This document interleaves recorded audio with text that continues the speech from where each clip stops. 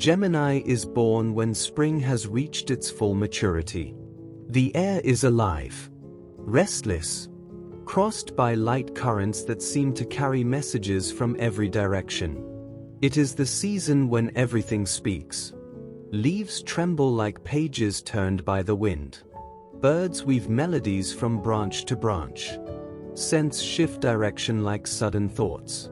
In this vibrant landscape, Gemini takes shape like a breath that never stops. A continuous movement searching for meaning, for connection, for stories.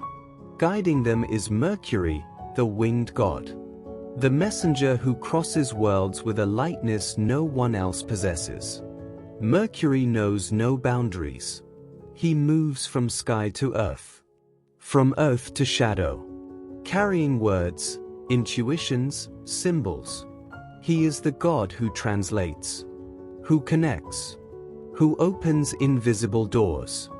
Gemini is his human reflection. Quick minds, restless souls, spirits that live through exchange and movement. They do not seek a single truth. They seek 100. Then they weave them together. Compare them. Transform them into something new. But the mystery of Gemini does not end in the wind of Mercury. Their symbol sinks its roots into an older myth. Deeper, more ancient. The myth of Castor and Pollux. The Dioscuri. The twin brothers who embody the double nature of the sign. Castor is the mortal twin, born of earth, of flesh, of limitation. Pollux is the divine twin, son of Zeus, born of light, of immortality, of spirit. Two natures that do not oppose each other. They complete each other. Two destinies that do not separate. They seek one another. Their story is one of the most poetic in mythology. When Castor died, Pollux refused eternity if he could not share it with him. Zeus, moved by such pure love, allowed the brothers to divide their existence. Half of their time in Olympus, half in the underworld. This movement, this coming and going, defines the soul of Gemini. A constant passage between the visible and the invisible, between matter and intuition, between what can be touched and what can only be imagined. Inside every Gemini live these two forces. Castor observes the concrete world, collects details, wants to understand how things work. Pollux feels what cannot be seen, perceives symbols, intuits before thinking. And Mercury, with his light wings, is the bridge between them. He allows Gemini to turn experience into story, emotion into words, thought into connection. He gives them mental brilliance that never seems to fade. The ability to change perspective in an instant. A curiosity that is never satisfied with only one answer. Gemini is not two people in one. It is one soul vibrating on two frequencies. One more earthly, concrete, swift. The other more subtle, intuitive, luminous. Their gift is this: to live between two worlds without fully belonging to either. That is why Gemini are natural messengers. They carry ideas, connect people, open windows where others see walls. They are wind that moves, word that illuminates, a gaze that changes everything. And when they find their rhythm, they become what Mercury has always intended. Living bridges between what is and what could be. The material Gemini, children of Castor. They explore the world with a sharp mind. Observe, analyze, gather information like small treasures. The spiritual Gemini, children of Pollux. They perceive the invisible, live through intuition, feel the subtle vibrations of things. Yet the truth is this: every Gemini carries both natures within, and their life is a constant dialogue between these two voices. So when a Gemini speaks, they never speak with just one voice. They speak with the voice of the wind, with the voice of myth, with the voice of Mercury whispering behind them. And when they listen with two different ears. One that understands the world, the other that understands the soul. Gemini is this: a bridge, a breath, a passage, a spark moving between two worlds, bringing light where before there was only silence. There are souls who seem born to tell the story of moving air, the lightness of thought, the double nature of Gemini. Souls who live between Castor and Pollux, between earth and sky, between word and silence. Three figures, three destinies, three different ways of embodying the same vibration. The vibration of Mercury crossing the worlds. The ability to be one and many, to change form without losing identity, to transform experience into song. Whitman is the Gemini who does not simply communicate. He creates a new language. A language that breathes, that moves, that vibrates.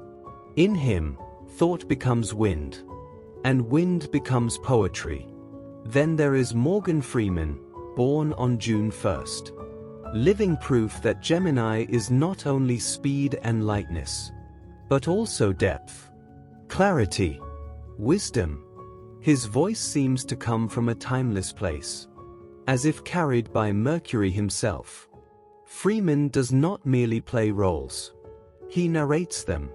Every word holds the weight of experience and the lightness of air. He is the Gemini who observes, understands, translates. His calm presence reveals the mature side of the sign, the one that does not need to rush to understand, because it has learned to read the world with a single, steady gaze.